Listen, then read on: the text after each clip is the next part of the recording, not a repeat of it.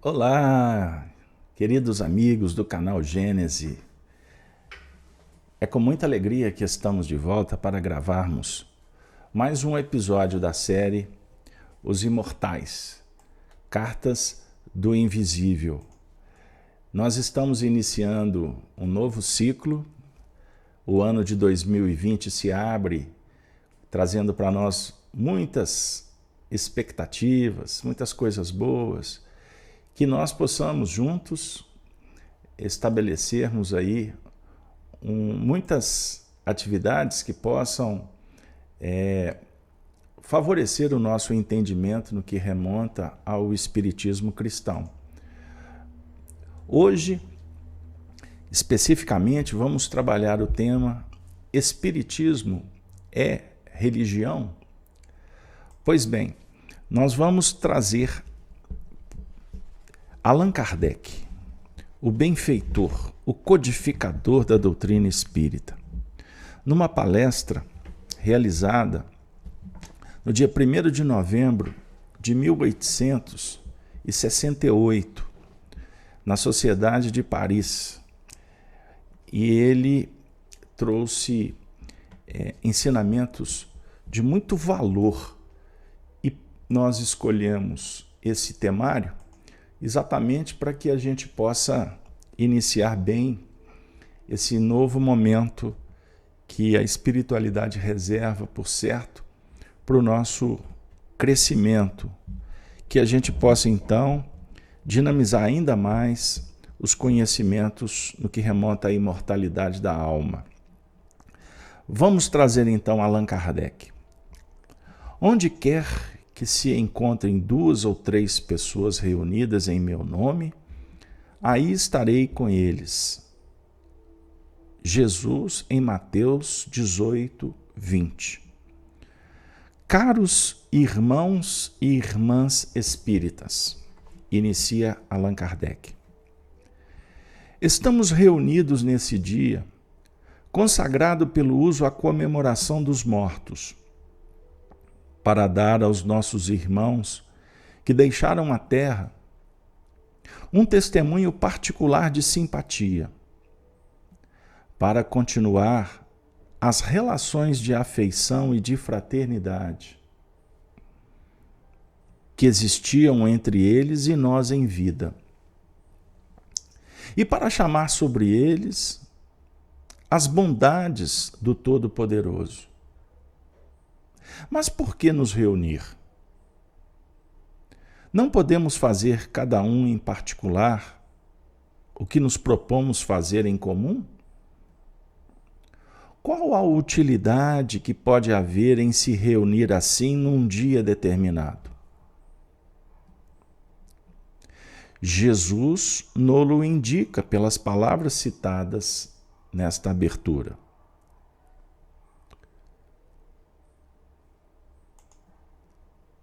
Esta utilidade está no resultado produzido pela comunhão de pensamentos que se estabelece entre pessoas reunidas com o mesmo objetivo. Mas compreende-se bem todo o alcance da expressão comunhão de pensamentos? Seguramente até esse dia, poucas pessoas dela tinham feito uma ideia completa. O Espiritismo, que nos explica tantas coisas, pelas leis que nos revela, vem ainda nos explicar a causa, os efeitos e o poder desta situação do espírito. Comunhão de pensamentos quer dizer pensamento comum, unidade de intenção, de vontade, de desejo, de aspiração. Ninguém pode desconhecer que o pensamento seja uma força, mas é uma força puramente moral e abstrata? Não. Do contrário, não se explicariam certos efeitos do pensamento. E ainda menos a comunhão do pensamento. Para compreender, é preciso conhecer as propriedades e a ação dos elementos que constituem a nossa essência espiritual. E é o Espiritismo que nos ensina. O pensamento é o atributo característico do ser espiritual. É ele que distingue o espírito da matéria. Sem o pensamento, o espírito não seria espírito. A vontade não é atributo especial do espírito. É o pensamento, chegando a um certo grau de energia. É o pensamento tornado força motriz. É pela vontade que o espírito imprime aos membros e ao corpo movimentos num determinado sentido. Mas se ele tem a força de agir sobre os órgãos materiais, como não deve ser maior essa força sobre os elementos fluídicos que nos cercam? O pensamento age sobre os fluidos ambientes, como o som age sobre o ar. Esses fluidos nos trazem o pensamento, como o ar nos traz o som. Pode, pois, dizer-se, com toda a verdade, que há nesses fluidos ondas e raios de pensamento que cruzam sem se confundir, como há no ar ondas e raios sonoros. Uma assembleia é um foco onde irradiam pensamentos diversos. É como uma orquestra, um coro de pensamentos em que cada um produz a sua nota. Resulta daí uma porção de correntes e de eflúvios fluídicos, cada um dos quais recebe a impressão pelo sentido espiritual. Como num coro de música, cada um recebe a impressão dos sons que o sentido da audição. Mas assim, como há raios sonoros harmônicos ou discordantes, também há pensamentos harmônicos ou discordantes. Se o conjunto for harmônico, a impressão será agradável. Se for discordante, a impressão será penosa. Ora, para isto não é preciso que o pensamento seja formulado em palavras. A radiação fluídica não existe menos, seja ou não expressa. Se todas forem benevolentes, todos os assistentes experimentarão um verdadeiro bem-estar e sentir-se-ão à vontade. Mas se misturarem alguns pensamentos maus, produzem o efeito de uma corrente de ar gelado no meio tépido. Tal é a causa do sentimento de satisfação que se experimenta numa reunião simpática. Aí como que reina uma atmosfera moral salubre, onde se respira à vontade. Daí se sai reconfortado, porque se ficou impregnado de eflúvios fluídicos salutares. Assim se explicam também a ansiedade, o mal-estar indefinível que se sente no meio antipático, em que os pensamentos malévolos provocam, por assim dizer, correntes fluídicas malsãs. A comunhão de pensamentos produz assim uma espécie de efeito físico que reage sobre o moral. É o que só o Espiritismo poderia dar a compreender. O homem o sente instintivamente desde que procure as reuniões onde sabe que encontra esta comunhão. Nas reuniões homogênicas e simpáticas, adquire novas forças morais. Poder-se dizer que aí recupera as perdas fluídicas que tem diariamente. Pela radiação do pensamento, como recupera pelos alimentos as perdas do corpo material. A esses efeitos da comunhão dos pensamentos junta-se outro, que é a sua consequência natural, e que importa não perder de vista. É o poder que adquire o pensamento ou a vontade pelo conjunto de pensamentos ou vontades reunidas. Sendo a vontade uma força ativa, essa força é multiplicada pelo número de vontades idênticas, como a força muscular é multiplicada pelo número dos braços.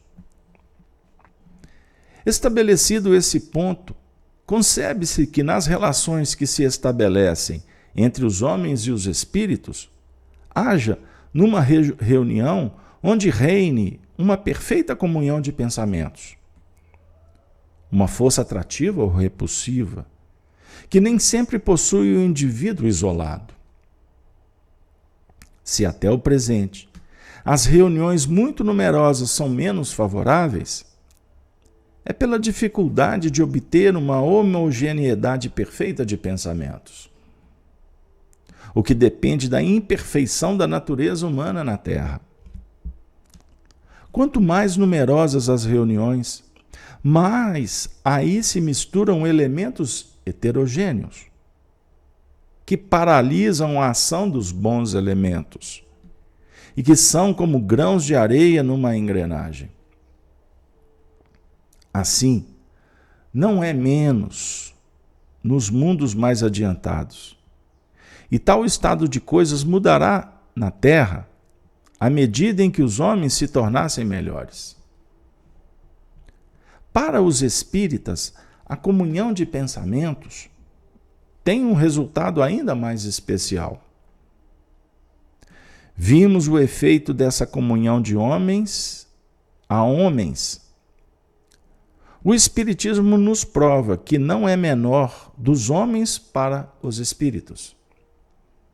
E reciprocamente. Com efeito, se o pensamento coletivo adquire força pelo número, um conjunto de pensamentos idênticos, tendo o bem por objetivo, terá mais força para neutralizar a ação dos maus espíritos. Assim vemos que a tática desses últimos é impelir para a divisão e para o isolamento. Sozinho, o homem pode sucumbir. Ao passo, se sua vontade for corroborada por outras vontades, poderá resistir, segundo o axioma: a união faz a força. Axioma verdadeiro no moral quanto no físico. Por outro lado, se a ação dos espíritos malévolos pode ser paralisada por um pensamento comum, é evidente que todos os bons espíritos será secundada. Sua influência salutar não encontrará obstáculos, não sendo seus eflúvios fluídicos detidos por correntes contrárias. Espalhar-se-ão sobre todos os assistentes, precisamente porque todos terão atraído pelo pensamento, não cada um em proveito pessoal, mas em proveito de todos, conforme a lei da caridade. Descerão sobre eles em línguas de fogo para nos servir uma admirável imagem do Evangelho. Assim, pela comunhão de pensamentos, os homens se assistem entre si e, ao mesmo tempo, assistem os espíritos e são por estes assistidos. As relações entre o mundo visível e o mundo invisível não são mais individuais, são coletivas. E por isso mesmo mais poderosas para o proveito das massas, como para o dos indivíduos. Numa palavra, estabelece a solidariedade que é a base da fraternidade. Ninguém trabalha para si, só, mas para todos. E trabalhando por todos, cada um aí encontra a sua parte. É o que não compreende o egoísmo. Graças ao Espiritismo compreendemos, então, o poder e os efeitos do pensamento coletivo. Explicamo-nos melhor o sentimento de bem-estar que se experimenta num meio homogêneo e simpático. Mas sabemos igualmente que há o mesmo com os espíritos, porque eles também recebem os eflúvios de todos os pensamentos benevolentes que para eles se elevam como uma nuvem de perfume. Os que são felizes experimentam uma maior alegria por esse concerto harmonioso. Os que sofrem sentem um maior alívio. Todas as reuniões religiosas, seja qual for o culto a que pertençam, são fundadas na comunhão de pensamentos. É aí, com efeito, que esta deve e pode exercer toda a sua força, porque o objetivo deve ser o desprendimento do pensamento das garras da matéria. Infelizmente, em sua maioria, afastam-se deste princípio, à medida que faziam da religião uma questão de forma. Disso resultou que cada um, fazendo consistir seu dever na realização da forma, julga-se que cada um vai aos lugares de reuniões religiosas com um pensamento pessoal, por sua própria conta, e o mais das vezes sem nenhum sentimento de confraternidade em relação aos outros assistentes. Está isolado em meio à multidão e não pensa no céu senão para si mesmo. Certamente não era assim que o entendia Jesus, quando disse, aspas, quando estiverdes reunidos em meu nome, estarei no meio de vós. Reunidos em meu nome quer dizer, com um pensamento comum. Mas não se pode estar reunidos em nome de Jesus sem assimilar os seus princípios, a sua doutrina. Ora, qual é o princípio fundamental da doutrina de Jesus? A caridade em pensamentos, palavras e obras. Os egoístas e os orgulhosos mentem quando se dizem reunidos em nome de Jesus, porque Jesus os desautoriza por seus discípulos. Feridas por estes abusos e por estes desvios, há criaturas que negam a utilidade das assembleias religiosas e, por conseguinte, dos edifícios consagrados a tais assembleias. Em seu radicalismo, pensam que seria melhor construir hospícios que templos, desde que o templo de Deus está em toda parte, que pode ser adorado em toda parte. Em cada um pode orar em casa e a qualquer hora, ao passo que os pobres, os doentes, os enfermos necessitam de lugares de refúgio. Mas pelo fato de se cometerem abusos, por se afastarem do reto caminho, segue-se que não existe o reto caminho e que tudo aquilo que se abusa seja mal? Falar assim é desconhecer a fonte e os benefícios da comunhão de pensamentos, que deve ser a essência das assembleias religiosas. É ignorar as causas que a provocam. Que os materialistas professam semelhantes ideias. Concebe-se, porque para eles, em todas as coisas fazem abstração da vida espiritual. Mas da parte dos espiritualistas, e melhor ainda dos espíritas, seria um contrassenso. O isolamento religioso, como o isolamento social, conduz ao egoísmo. Que alguns homens sejam bastante fortes por si mesmos, muito largamente dotados pelo coração, para que a sua fé e a sua caridade não necessitem ser reaquecidas num foco comum? É possível. Mas assim não se dá com as massas, a qual é preciso um estimulante, sem o qual elas poderiam deixar-se ganhar pela indiferença. Além disso, qual homem que possa dizer-se bastante perfeito para dispensar conselhos na vida presente? É sempre capaz de instruir-se por si mesmo? Não. A sua maioria são necessários ensinamentos diretos em matéria de religião e de moral, como em matéria de ciência. Sem contradita, este ensinamento pode ser dado por toda parte, sobre a abóbada do céu, como sob a de um templo. Mas por que não teriam os homens lugares especiais para os negócios do céu, como tem para os negócios da terra? Por que não teriam assembleias religiosas como tem assembleias políticas, científicas e industriais? Aqui está uma bolsa onde se ganha sempre, sem que ninguém perca. Isto não impede as fundações em proveito dos infelizes, mas dizemos, a mais que quando os homens compreenderem melhor seus interesses do céu, haverá menos gente nos hospícios.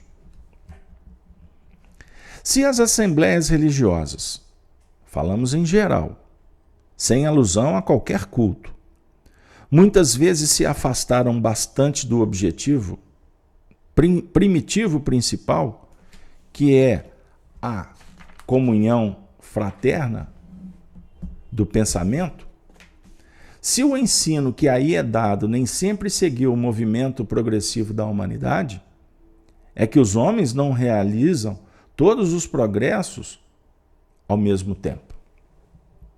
O que não fazem num período, fazem em outro. À medida em que se esclarecem, veem as lacunas que existem em suas instituições e as preenchem. Compreendem que o que era bom numa época, em relação ao grau de civilização, torna-se insuficiente num estado mais adiantado e restabelecem o nível. Sabemos que o Espiritismo é uma grande alavanca do progresso em todas as coisas. Marca uma era de renovação. Saibamos, pois, esperar. E não peçamos a uma época mais do que ela pode dar. Como as plantas, é preciso que as ideias amadureçam para serem colhidos os frutos. Além disso, saibamos fazer as concessões necessárias nas épocas de transição, porque nada na natureza se opera de maneira brusca e instantânea. Dissemos que o verdadeiro objetivo das assembleias religiosas deve ser a comunhão de pensamentos. É que, com efeito, a palavra religião quer dizer laço. Uma religião, em sua acepção nata e verdadeira, é um laço que religa os homens numa comunidade de sentimentos, de princípios e de crenças.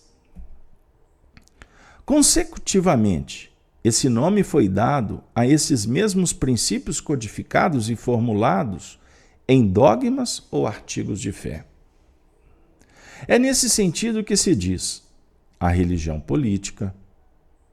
Entretanto, mesmo nessa acepção, a palavra religião não é sinônima de opinião. Implica uma ideia particular. Há de fé conscienciosa. Eis porque se diz também a fé política.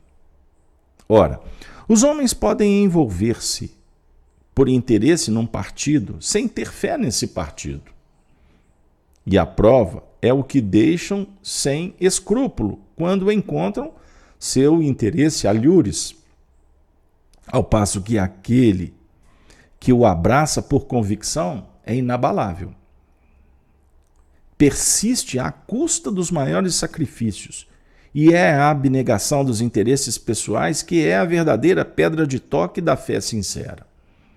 Contudo, se a renúncia a uma opinião, motivada pelo interesse, é um ato de desprezível covardia, é, ao contrário, respeitável, quando o fruto do reconhecimento do erro em que se estava é, então, um ato de abnegação e da razão. Há mais coragem e grandeza em reconhecer abertamente que se enganou do que persistir por amor próprio no que se sabe ser falso, e para não se dar um desmentido a si próprio, o que acusa mais teimosia do que firmeza, mais orgulho do que razão e mais fraqueza do que força. É mais ainda, é hipocrisia, porque se quer parecer o que se é, ou o que não se é. Além disso, é uma ação má, porque é encorajar o erro por seu próprio exemplo. O laço estabelecido por uma religião, seja qual for o seu objetivo, é, pois, um laço essencialmente moral, que liga os corações, que identifica os pensamentos, as aspirações, e não somente o fato de compromissos materiais que se rompem à vontade, ou da realização de fórmulas que falam mais aos olhos do que ao espírito. O efeito desse laço moral é o de estabelecer entre os que ele une, como consequência da comunidade de vistas e de sentimentos, a fraternidade e a solidariedade, a indulgência e a benevolências mútuas. É nesse sentido que também se diz a religião da amizade, a religião da família. Se assim é, perguntarão, então o Espiritismo é uma religião? Ora, sim, sem dúvida, senhores. No sentido filosófico, o Espiritismo é uma religião. E nós nos glorificamos por isso, porque é a doutrina que funda os elos da fraternidade e da comunhão de pensamentos. Não sobre uma simples convenção, mas sobre bases mais sólidas, as mesmas leis da natureza. Por que então declaramos que o Espiritismo não é uma religião? Porque não há uma palavra para exprimir duas ideias diferentes. E que, na opinião geral, a palavra religião é inseparável da de culto. Desperta exclusivamente uma ideia de forma que o Espiritismo não tem. Se o Espiritismo se dissesse uma religião, o público não veria aí senão uma nova edição, uma variante, se quiser, dos princípios absolutos em matéria de fé. Uma casta sacerdotal com seu cortejo de hierarquias, de cerimônias e de privilégios. Não o separaria das ideias de misticismo e dos abusos contra os quais tantas vezes se levantou a opinião pública. Não tendo o Espiritismo nenhum dos caracteres de uma religião, na acepção usual do vocábulo, não podia, nem devia enfeitar-se com um título sobre cujo valor inevitavelmente se teria equivocado. Eis porque simplesmente se diz doutrina filosófica e moral. As reuniões espíritas podem, pois, ser feitas religiosamente, isto é, com o recolhimento e o respeito que comporta a natureza grave dos assuntos de que se ocupa. Pode-se mesmo, na ocasião, aí fazer preces que, em vez de serem ditas em particular, são ditas em comum, sem que por isso as tomem por assembleias religiosas. Não se pense que isto seja um jogo de palavras. A nuance é perfeitamente clara, e a aparente confusão é devida à falta de um vocábulo para cada ideia. Qual é, pois, o laço que deve existir entre os espíritas? Eles não estão unidos entre si por nenhum contrato material, por nenhuma prática obrigatória. Qual o sentimento no qual se devem confundir todos os pensamentos? É um sentimento todo moral, todo espiritual, todo humanitário, o da caridade.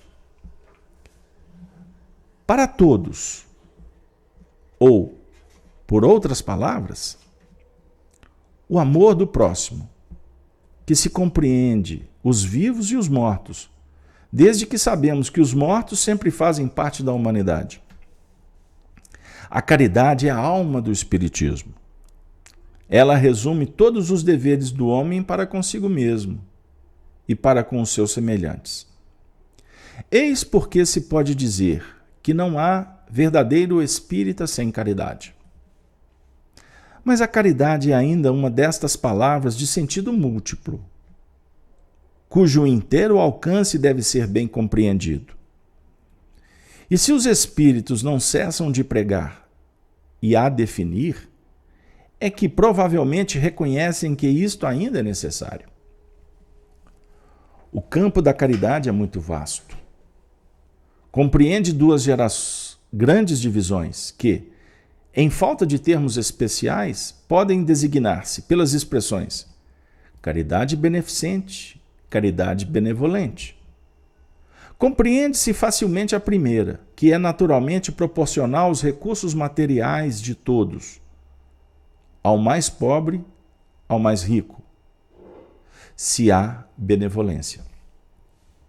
O que é preciso, então, para praticar a caridade benevolente? Amar ao próximo como a si mesmo. Ora, se amar ao próximo tanto quanto a si, amar-se-ão muito. Agir-se-á para com outrem como se quereria que os outros agissem para conosco. Não se quereria fazer mal a ninguém, porque não quereríamos que no-la fizessem.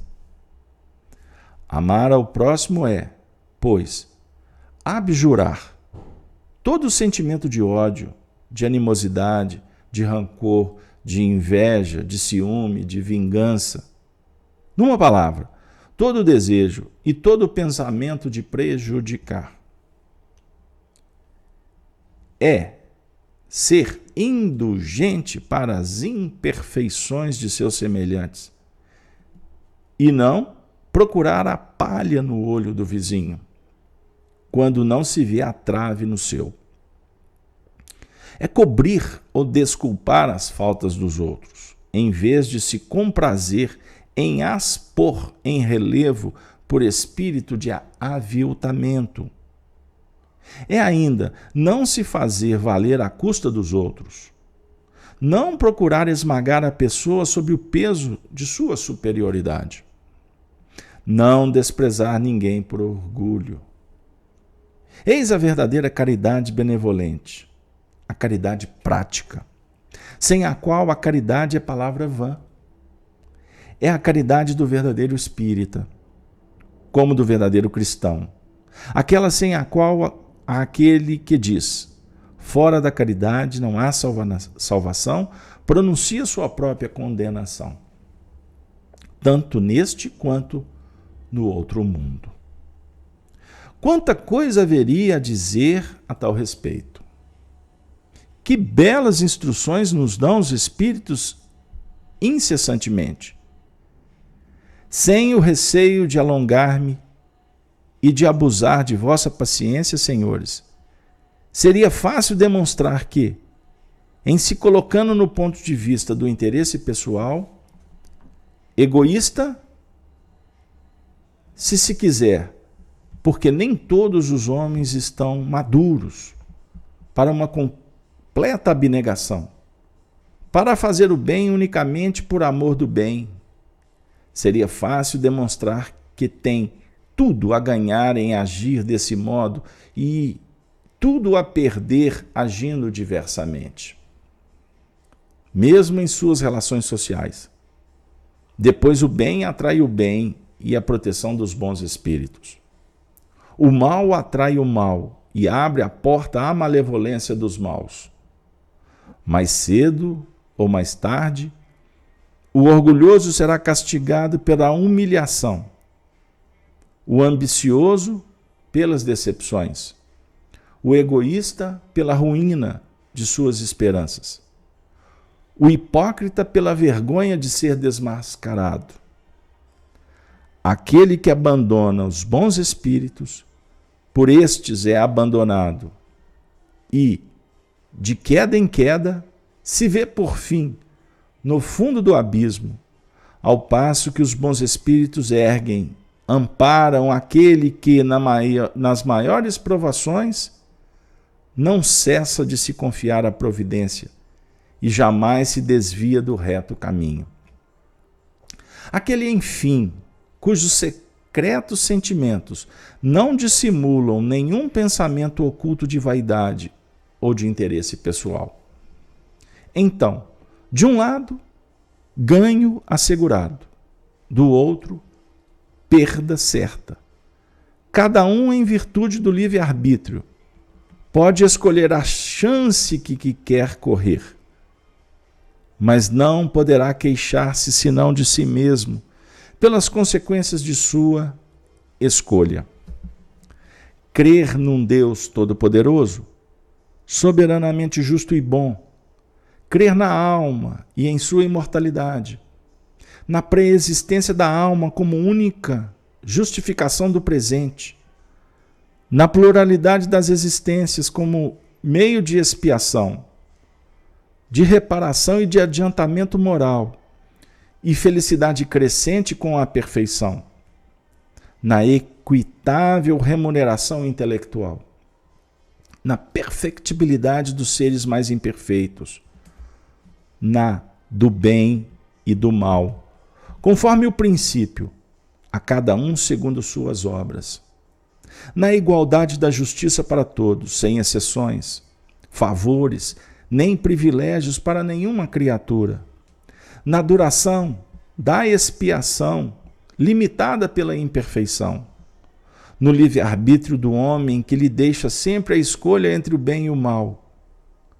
crer na continuidade que religa todos os seres passados, presentes e futuros, encarnados e desencarnados, considerar a vida terrestre como transitória e uma das fases da vida do espírito, que é eterna, aceitar corajosamente as provações em vista do futuro, mais invejável que o presente, praticar a caridade em pensamentos, palavras e obras na mais larga acepção da palavra, esforçar-se cada dia para ser melhor que na véspera, extirpando alguma imperfeição de sua alma, submeter todas as crenças ao controle do livre exame e da razão, e nada aceitar pela fé cega, respeitar todas as crenças sinceras, por mais irracionais que nos pareçam, e não violentar a consciência de ninguém.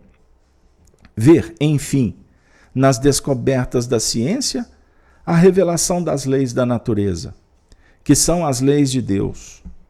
Eis o credo, a religião do Espiritismo. Religião que se pode conciliar com todos os cultos, isto é, com todas as maneiras de adorar a Deus. É o laço que deve unir todos os espíritas numa santa comunhão de pensamentos, esperando que ligue todos os homens sobre a bandeira da fraternidade universal.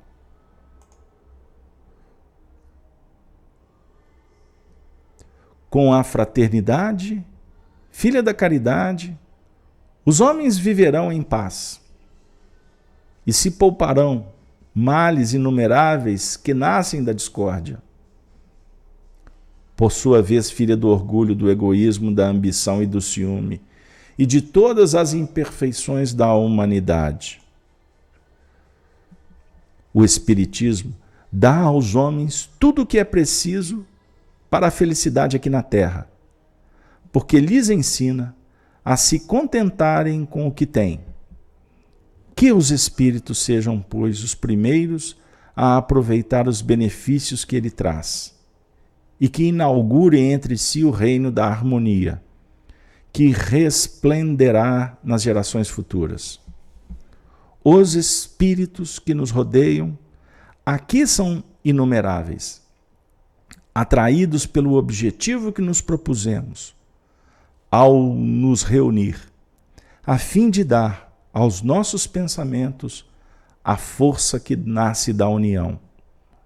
Demos aos que nos são caros uma boa lembrança e o penhor de nossa afeição, encorajamento e consolações aos que estão necessitados.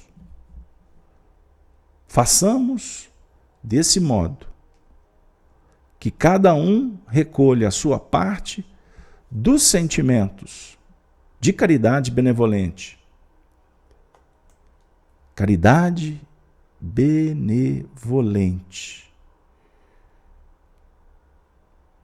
de que estivermos animados, e que esta reunião dê os frutos que todos têm o direito de esperar. Assinado Allan Kardec. Meus queridos amigos, que nós possamos juntos refletirmos sobre estas justas palavras que calam fundo no nosso coração. Allan Kardec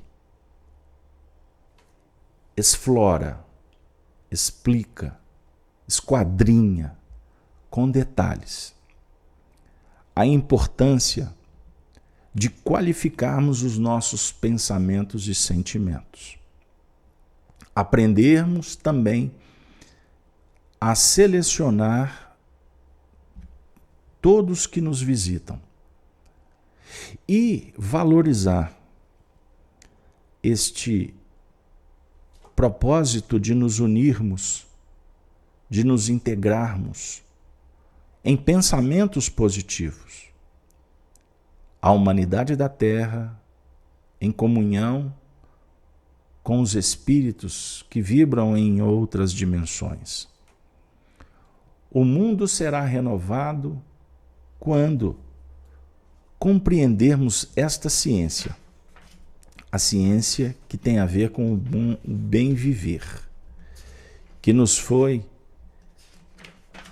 ensinada por Jesus de Nazaré, o Cristo. E foi ele quem disse: um novo mandamento vos dou, que vos ameis uns aos outros como eu vos tenho amado. Também disse: onde quer que se encontrem 2 ou 3 pessoas reunidas em meu nome, aí estarei com eles. Que o Senhor esteja conosco, que Ele possa nos auxiliar nesse momento tão importante que passa o planeta Terra. E que nós possamos nos inspirar nos imortais, os espíritos que estão semeando a boa palavra, para que as nossas ações não se desvinculem jamais das faixas superiores do Senhor. Queridos amigos, agradecemos a sua paciência em acompanhar esse vídeo que representa uma palestra extraordinária de Allan Kardec. Ele ficou um pouco extenso, mas nós não poderíamos tentar, com as nossas singelas palavras, resumir palavras tão judiciosas, uma explanação de tanta envergadura. Por isso, se você gostou do vídeo, nós pedimos, compartilhe junto com seus pares e que Deus nos abençoe para que a gente possa promover outros encontros como este. Encerramos desejando a você um feliz ano novo. Que 2020 possa nos aproximar cada vez mais da mensagem do Senhor. Valeu, até a próxima. Muito obrigado.